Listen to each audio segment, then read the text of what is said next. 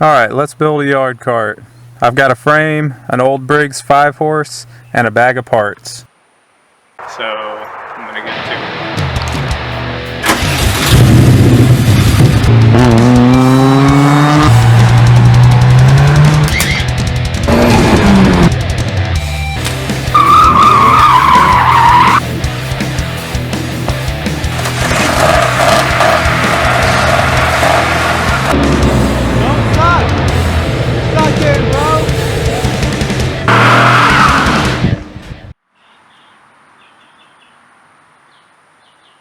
So I went to an auction a while ago and won 3 go-kart frames in various states of disrepair for $30. So that's $10 a piece. This little green yard cart is the most complete, so that's where I'm going to start. The plan is to get all 3 going as cheap as possible and then have a few challenges to see which one turns out the best. The best place to start with anything that's old and rusty is to spray it down with some penetrating fluid. It needs a bearing that's completely missing in the back.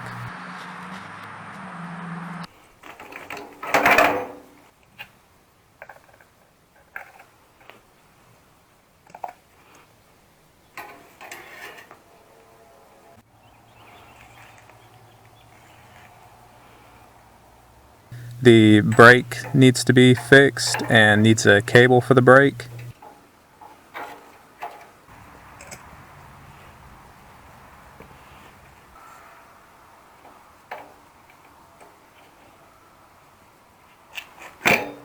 And then I'll air up the tires, see if the tubes hold air.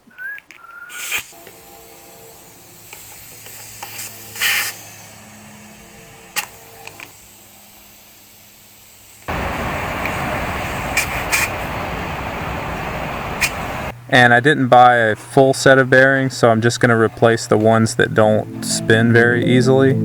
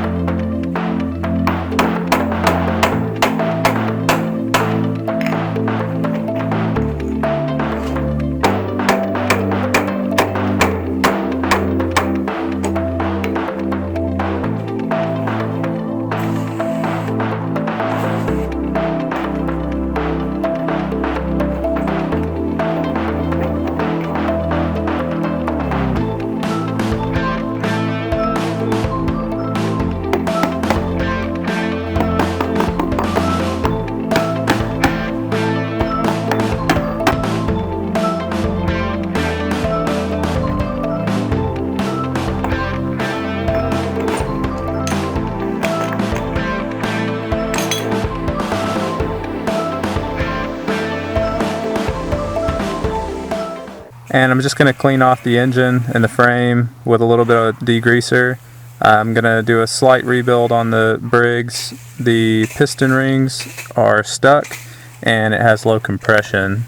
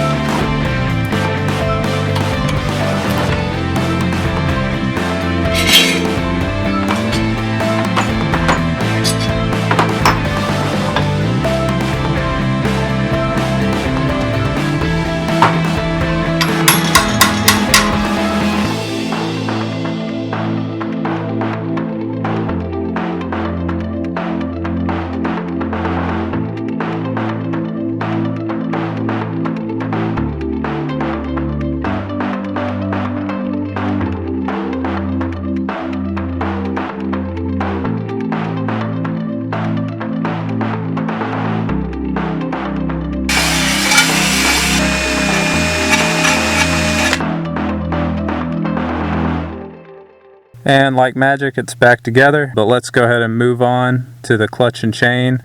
I somehow lost the footage of the rest of the rebuild.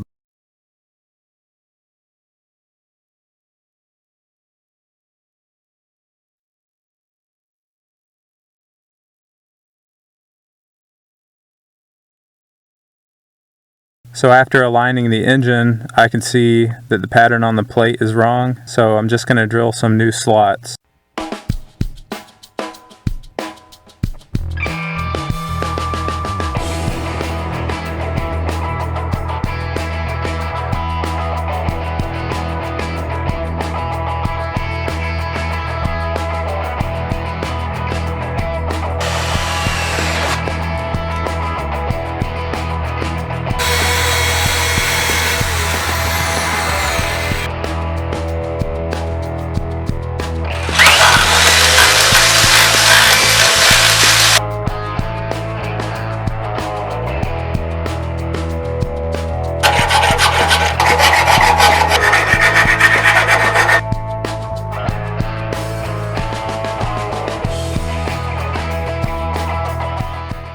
And while most people would tell you to use a chain brake to take this apart, I don't have one, so I'm just going to use this grinder.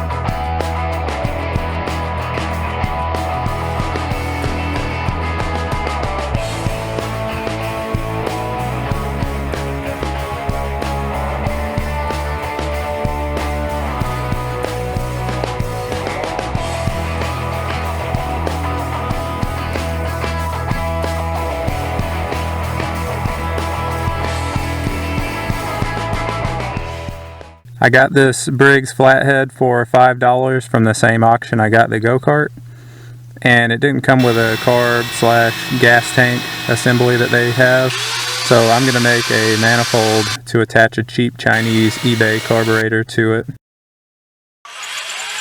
Well, the lawnmower blade wouldn't let itself be drilled through, so let's try some different scrap.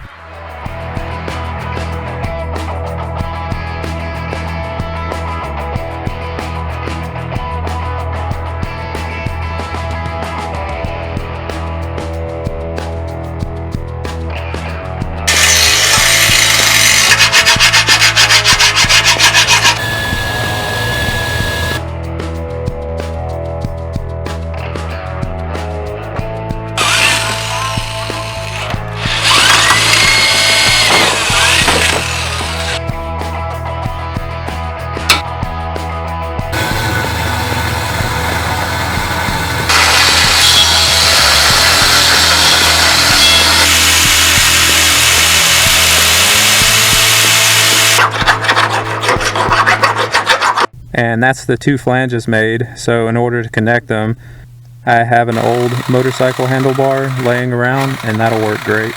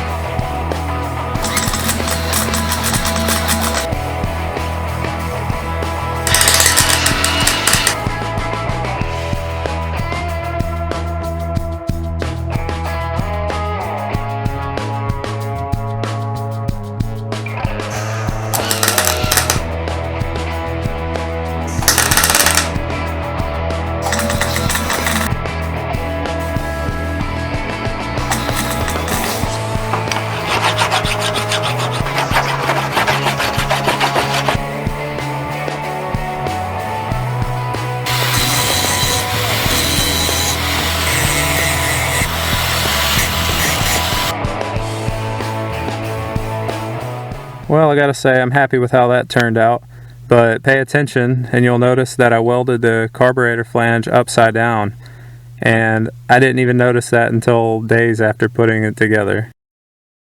It's very obvious that it's upside down, but I did knock it off right before I welded it, and I stuck it back on and obviously stuck it back on upside down.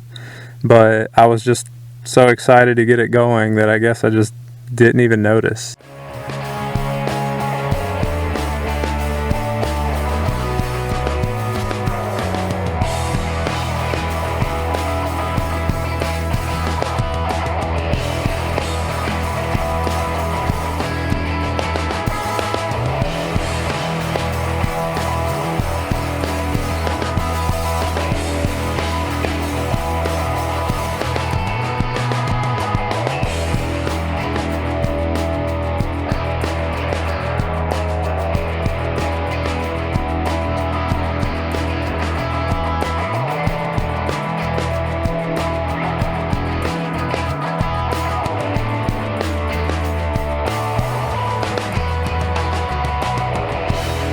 And once this throttle cable is done, all that's left is a fuel tank, but I'll figure that out after making sure I can get it running.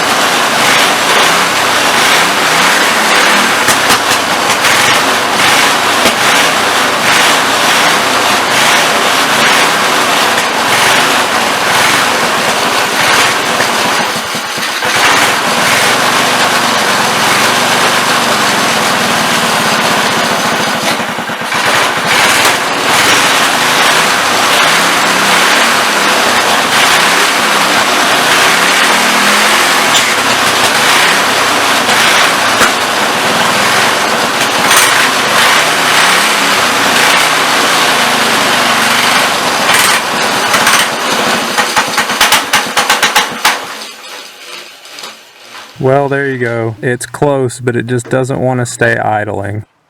In the next episode, I'll get this thing actually running and driving, so thanks for watching.